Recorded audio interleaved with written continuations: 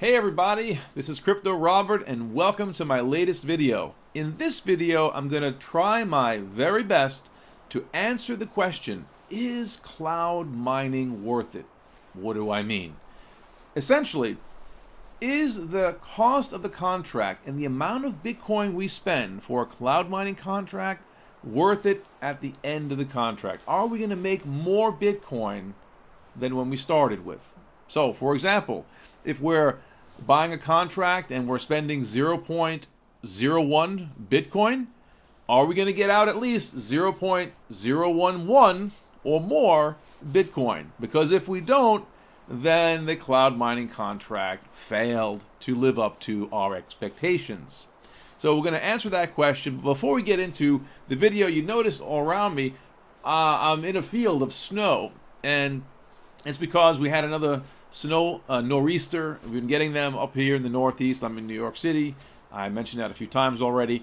But that beautiful picture behind me, no, that's not in New York City. I just thought that, doesn't this look much cooler than looking at snow falling on cars in a dirty street? I think it does anyway. So, but anyway, I got to get inside. It's getting kind of cold. Actually, I got to take this off because, man, I'm getting really hot. I'm indoors here. All right, the jig is up. I'm not outside. That's not snow around me. Okay, let's get started. To help us answer the question of is mining worth it, we first need to visit the pool statistics of the Bitcoin network. Now, if you notice this round pie here, this is the various pool allocations. There's the BTC.com, there's Ant Pool, there's a lot of different pools, Slush Pool, the Bit Club, Bit Fury, quite a lot of these pools. Now, what is a Bitcoin pool? Well, think of a Bitcoin pool as a collective of miners and computers that contribute their hashing power to get the reward of Bitcoins. Because no one single computer can get all the Bitcoins out there. Massive amounts of hash power are needed to mine Bitcoin. And as you can see here in the statistics, the amount of hashing power has increased exponentially. Let me just make this a little bit larger here. All right. If you notice, BTC pool alone has 6.8 exahashes. Ant pool 4.16 exahashes. What is an exahash? You're probably wondering. Well, in doing some research for this video, it is an incredibly large number, an exahash. One exahash is equal to 1,000 petahashes. What's a petahash? Well, if 1 terahash equals 1 trillion hashes per second, then 1 petahash equals 1 quadrillion hashes per second. Now, multiply that 1 quadrillion hashes per second times 1,000, and you have 1 exahash. So this is an incredibly large number. So the amount of hashing power being added on a regular daily, monthly basis is growing and growing and growing. How is this affecting the profitability of Bitcoin mining, you wonder? Let me illustrate it with the pizza pie. Just look at this delicious pizza pie. Now, personally, I'm known for making really good pizza, and I love pizza. So this is a good illustration because I like talking about food I love to eat. Now, if I'm having some friends over, maybe 3 or 4 people, this pie, might be enough for us to eat. But what happens if one of my friends invites a friend, and that friend also invites a friend? All of a sudden, the pie that was enough for me and 2 or 3 of my friends is 5 or 6 people want to share from. Let's take it a step further. What if more people came? What if I made a blunder and I invited 15 people, 20 people over to my house, actually my apartment, and I only bought 1 pie? Well, we would all be fighting over those limited slices of pizza. And you can see if you see in the picture here, there's only 8 slices, and someone took a bite out of one of them already. Only 8 slices to share among 15, 20 people. That means that not all of us are getting a full slice of pizza. And if you're like me, one slice doesn't do it. You need at least two pizzas, okay? So how this relates to the Bitcoin mining pools is that as the amount of power, hashing power, goes up and up and up, the Bitcoin difficulty, the network difficulty, is getting higher and higher and higher. Why is that the case? Let's talk a little bit about the Bitcoin difficulty. Every 2 weeks, the Bitcoin difficulty resets itself. You see, for a period of 2 weeks, there is a certain amount of Bitcoin that is being mined by all of these exo hashes and terahashes and petahashes of power globally. How long does it take to mine one block? It takes about 10 minutes to mine one block of Bitcoin. And within that 10-minute time frame, the reward is 12.5 Bitcoins. Now, every 2 weeks, every 14 days, there are 2,016 blocks. And within that 2,016 blocks, a total of 25,200 Bitcoins are mined in that 2-week time frame. Now, because of so much hashing power and so many miners out there, the time it takes to find those Bitcoins per block is shortening. In some cases, all the Bitcoin is being found in a 7 or 8 minute time frame. Now, just because there's so much power being thrown into the Bitcoin network, exo hashes and terahashes, and even more power will be thrown into the network in the future. Why? Because the companies that manufacture ASIC miners, Bitmain, Canaan, and now Samsung, which will be creating their own ASIC mining foundry, well, they're going gung-ho. They're gung-ho. They're going straight ahead and producing more and more machinery. And that means more and more companies, large companies and smaller players, will be putting more power into the system. Now, just because there's more power into the system, into the Bitcoin network, doesn't mean that within that 10-minute block of time, more Bitcoins can be released. Remember, only 12.5 Bitcoin can be released within a 10-minute block of time. Now, they might be released within 4 or 5 minutes, those 12.5 Bitcoins, but you can't get 25 Bitcoins or 30 or 100 Bitcoins within that 10-minute time frame. Why is that the case? Because ingeniously, the creators of the Bitcoin network created something called the Bitcoin difficulty. Now, the Bitcoin difficulty is every 2 weeks, it resets itself. If Bitcoin is being found a lot faster, then the difficulty is increased. If Bitcoin is not being found quick enough, well, the difficulty is decreased. It's kind of like when you're on a train. As we're watching this little video here, the train is speeding down the track, right? And what happens when the train is getting ahead of schedule? Well, the train will slow down. Slowing down. See, the conductor of this train can speed up the train. Okay, I'm getting dizzy now. And it can slow down the train. So in a similar way, the Bitcoin network, every 2 weeks, it either speeds it up and making it a little bit easier to find the Bitcoin, or it slows down the network so that it's a little bit harder. Now, it's harder now because we've seen the effect that it's the Bitcoin difficulty, a combination of the lower price of the Bitcoin with the increasing difficulty is making a lot of us cry. Our Genesis contracts, our Hashflare or CCG mining, wherever we have our Bitcoin mining or at least cloud mining contracts, we're kind of feeling the pinch. And it's not just cloud miners as well. Miners, if you have a home rig as well, you're also feeling the pinch as well. The same amount of hash power is not giving you that same amount of reward as before. Now, cloud mining companies, they see what's going on. They see the lower cost of Bitcoin hovering around 9,000 or so, struggling to maintain and to increase in value. They see the increasing difficulty of the Bitcoin network, and they see that people's share of the profits of their cloud mining contracts are getting less and less, which is why Hashflare reduced their prices yet again. Now, fair warning, this is not a promotion for Hashflare. This is for illustration purposes only. Now, on their page here, they reduced it from $1.80 per 10 gigahashes to $1.20 per 10 gigahashes. Combine that with their 10% sale, and 1 terahash now, instead of $180, is now $120. Actually, with that 10% sale, it's $108. So on the surface, that would make, you would assume, Hashflare to be the cheapest cloud mining contract right now for 1 year. Well, let's think about that for a moment. Is Hashflare offering you the best value for the money?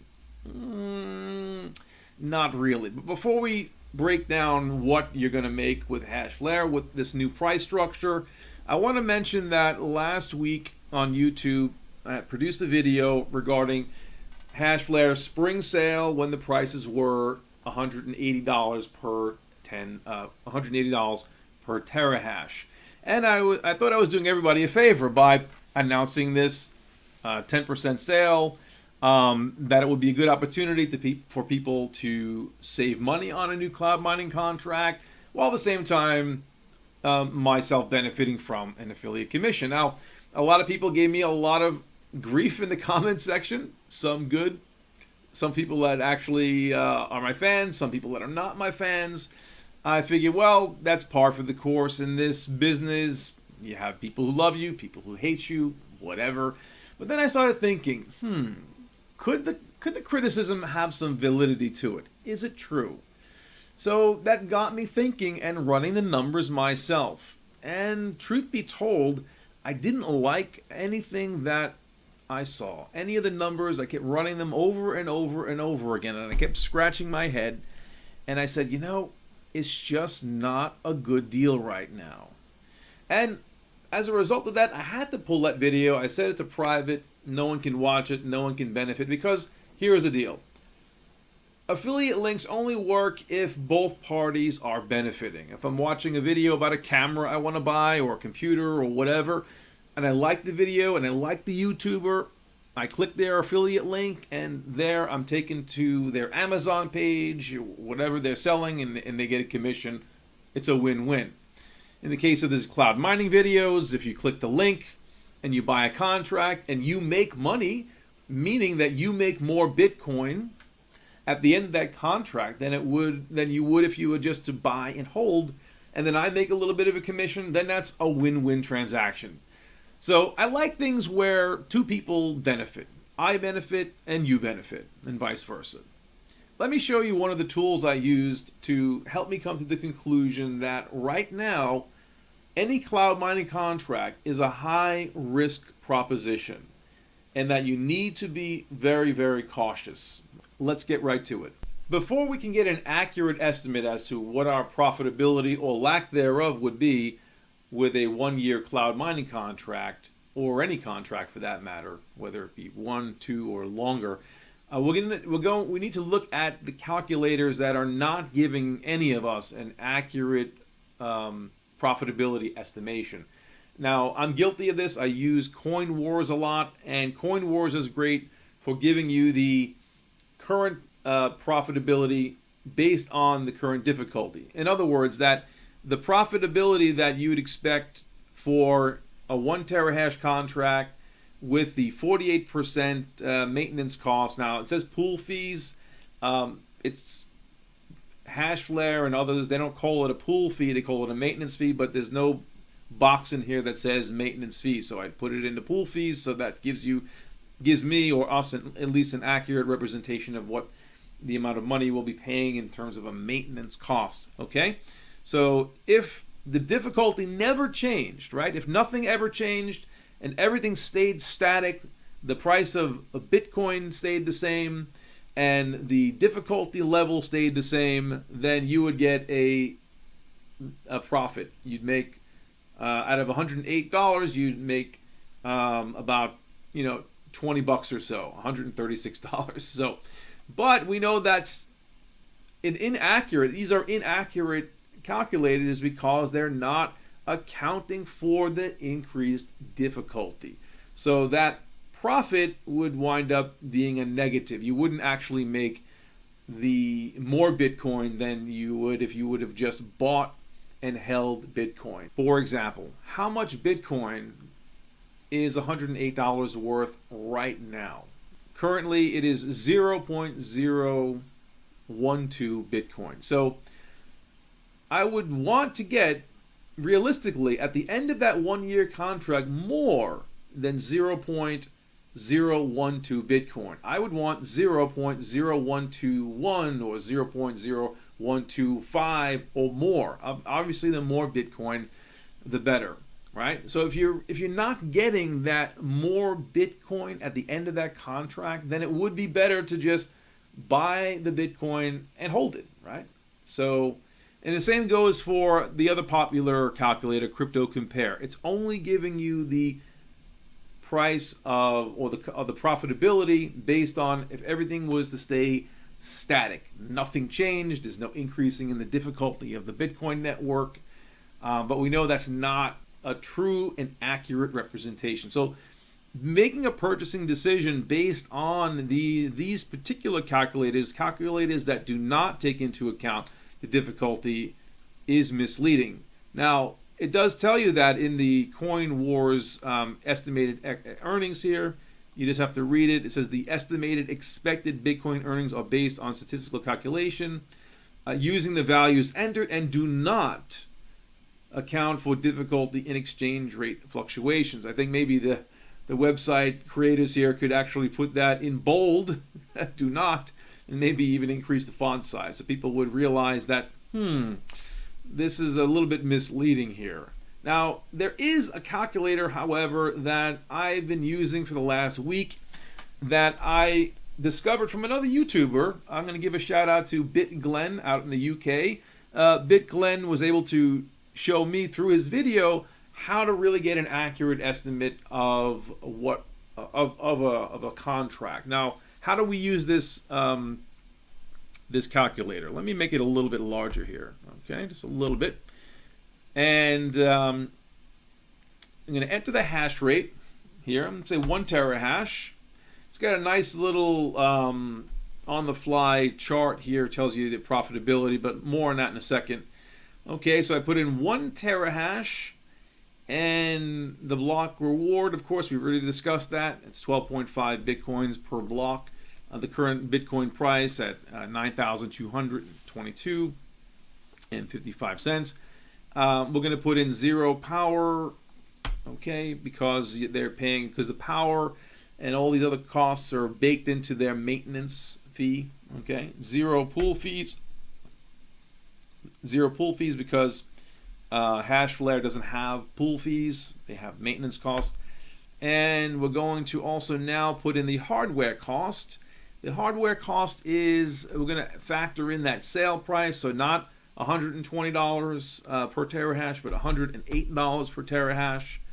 And the recurring cost. Now here's the key. This is where you really get, this is the key distinction with this calculator. It's separating itself from other calculators. Not only is it factoring in the difficulty, the Bitcoin difficulty, but it's also, you can actually put in the maintenance costs. So we know what the maintenance costs are with Hashflare. They're very transparent about that. It's 0.035 per 10 gigahashes per 24 hours. So you just multiply that, and basically per month that works out to $10.50. Let me fix that.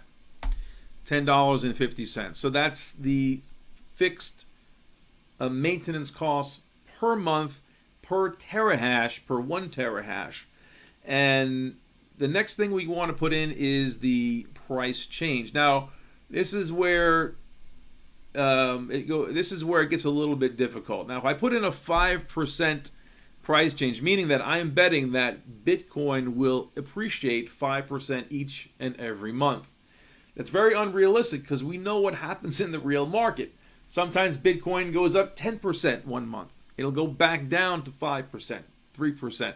It's going to look like a crazy wild ride, but I'm just going to make an average. I'm going to bet that in 2018, now I could be completely wrong about this. I could either be underestimating or overestimating the value of Bitcoin. So I'm just going to stick to a percentage change of 5%.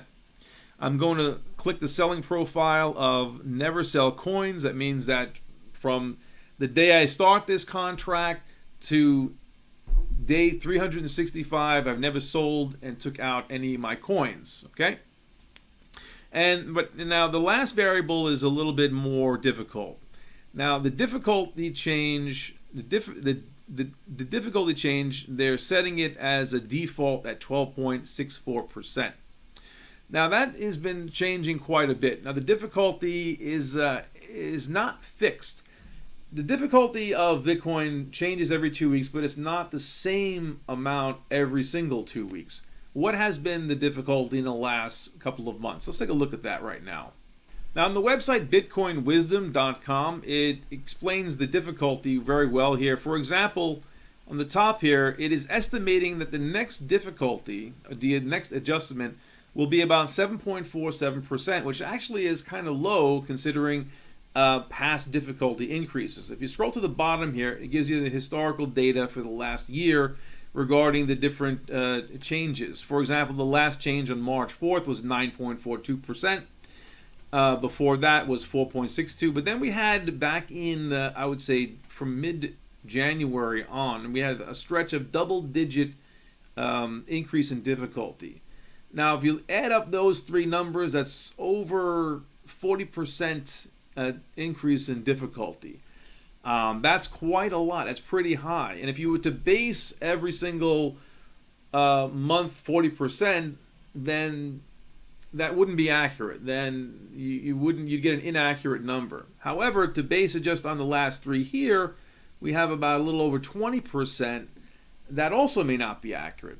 What I'm trying to point out is that these increasing difficulty changes are not fixed and can really not be foreseen.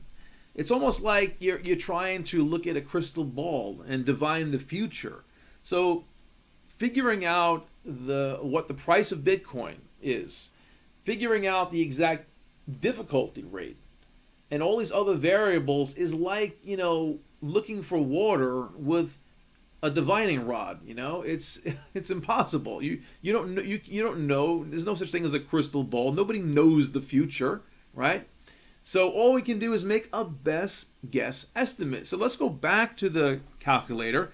Let me make my best guess estimate as to what, on a monthly basis, what the average increased Bitcoin difficulty will be. I'll say, let's see, I'm going to say 22%, okay? And a conservative, 22%. It could be less, could be more, right? So based on all this, if I put in, of course, in this calculation here, I need to put in 12 months. Okay?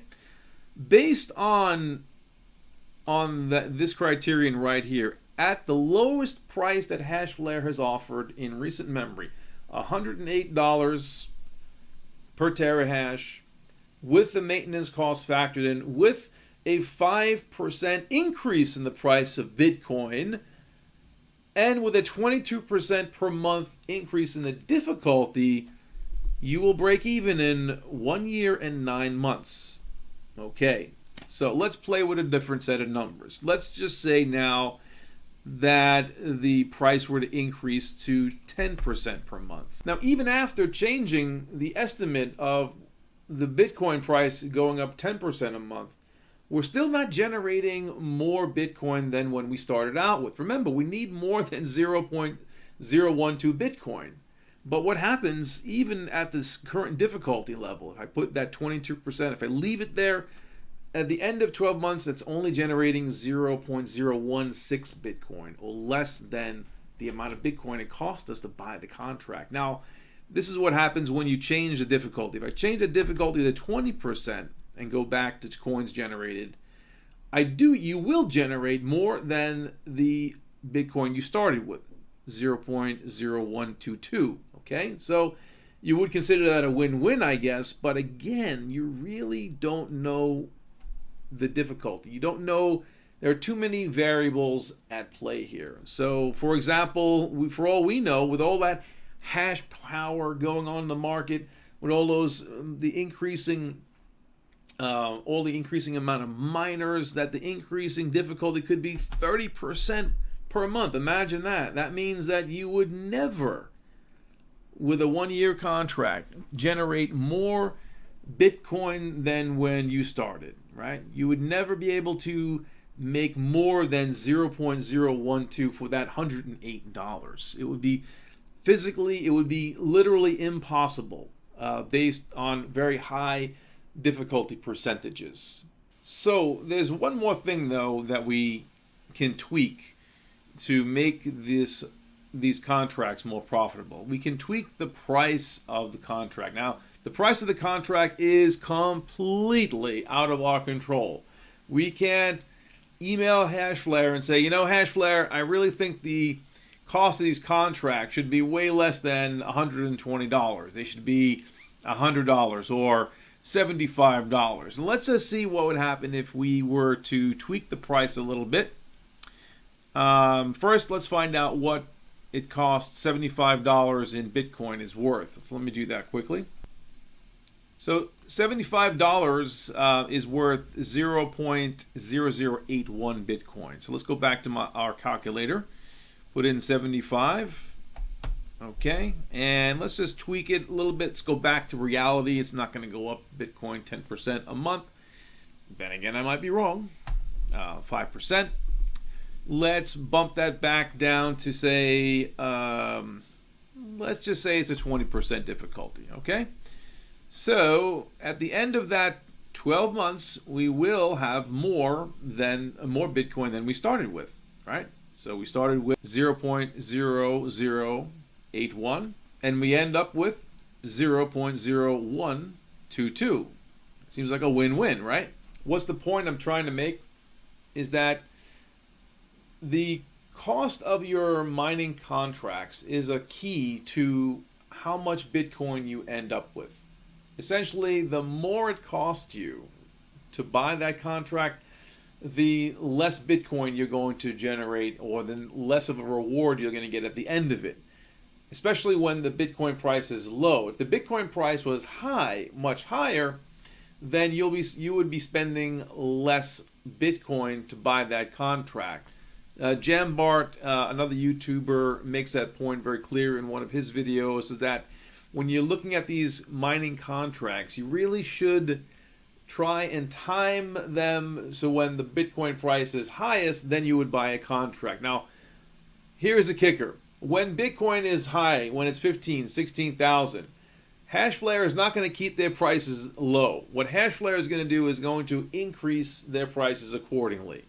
So they're not stupid. They are running a business. They're trying to stay in business. So in an ideal world, you'd be able to time it when the price of Bitcoin gets high enough and then their prices are low enough where you would buy a contract where you would almost certainly get more Bitcoin out than you would than it would cost you if you were to just hold, right? Of course, I'm not really sure about that 100%. Again, there are so many factors. Well, let's put this back to where it was, $108. And again, going back to that 108, the $108 is 0.012 now, and you would make 0.0122 at a 20% difficulty. What if the difficulty is only 15%? Well, let's see. You're actually making quite a bit more in Bitcoin. But again, the difficulty is completely beyond everyone's control. It could be 12%, 15% a month, 20% a month, 30% a month. It's like, trying to hit a moving target. It's really, really difficult to know all these variables. So let's go back to my initial question at the beginning of this video, because you probably are expecting me to give you an answer. Is cloud mining worth it? Well, the answer depends. Really, I can't give an exact black and white answer as to whether or not cloud mining is worth it or not. I can't say, no, it's not worth it 100%. I can't say, yes, it's worth it 100%. Why? Because there's too many factors out of everyone's control. The price of Bitcoin, out of everyone's control. The increasing rate of difficulty in the Bitcoin network, out of everyone's control.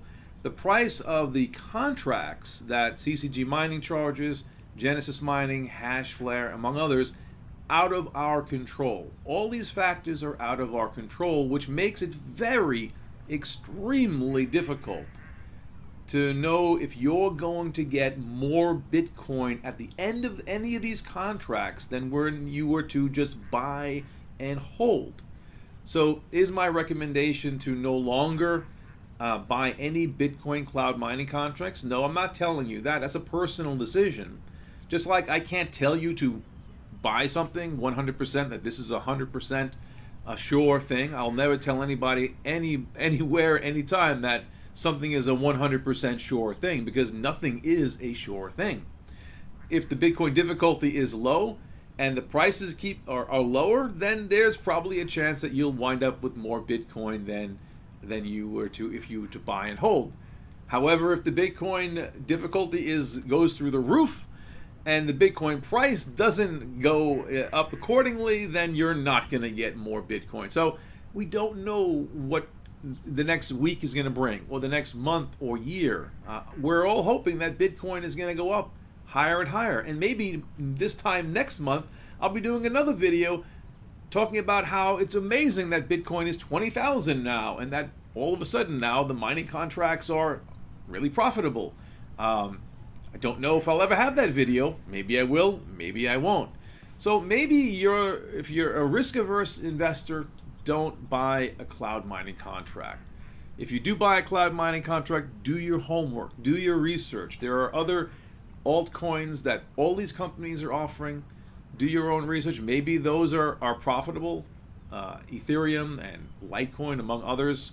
Maybe they're not. Perhaps in the comments section you can let me know, enlighten me about your experience with the profitability of any contract other than Bitcoin. So if you are going to hold, I'm just going to give you a warning. Don't hold your Bitcoin on an exchange. We're living in a very dangerous world. Exchanges are hacked, and if they're safe now, it doesn't mean that your Bitcoin is safe tomorrow. So if you do buy and hold, have a private wallet. Get a Trezor wallet or a Nano. I don't have a Nano because I bought a Trezor. So you can keep your Bitcoin safe, off your computer, off an exchange. If you do keep your cryptocurrency, your Bitcoin on a private wallet like Exodus wallet, make sure you don't lose your private keys and you don't get hacked. So if you're going to hold, keep it safe. Okay, so that's just my word. If you are in the holding community, make sure your Bitcoin, I prefer not keeping my Bitcoin on Coinbase or any of these exchanges that can potentially get hacked. So word to the wise. So that's it for now. I don't have anything else to say on this subject. I wish this could be a completely positive video, that I wish I could tell everybody that the contracts that they've already purchased, that they're going to get more Bitcoin out of them than the cost of the purchase price. It's amazing how things can change, right, guys? In December, when Bitcoin was so high, the profitability looked so amazing with these cloud mining contracts.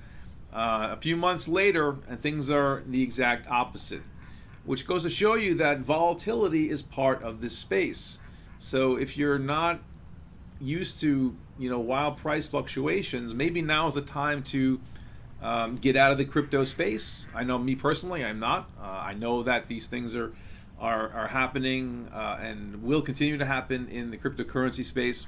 I'll be talking about other subjects in the future regarding the future of cryptocurrencies and the governments, and what the governments are doing to try and perhaps limit and curtail your rights to use cryptocurrencies. I'll be talking about cryptocurrencies and taxes and many other subjects coming your way. So that's all I've got for now. If you aren't following me, please follow me on Twitter. I'm @_CryptoRobert on Twitter.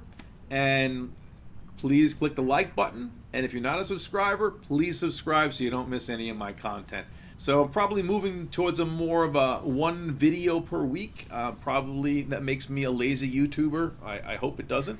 The reason why I'm doing maybe a video a week has nothing to do with my lack of interest in crypto or anything going on with cloud mining and whatnot. I just happen to have a lot of other work to do with my other job. I've got websites to build and fix. I've got to get my accounting done. I've got many other projects, non-crypto related projects to take care of. So I do apologize. I know you guys like my videos, and I'll try and do at least one per week. I promise you that, one per week. If I do more than one per week, then that means I've caught up with all my other work in the non-crypto space out here. So, all right, take care, guys, and see you later.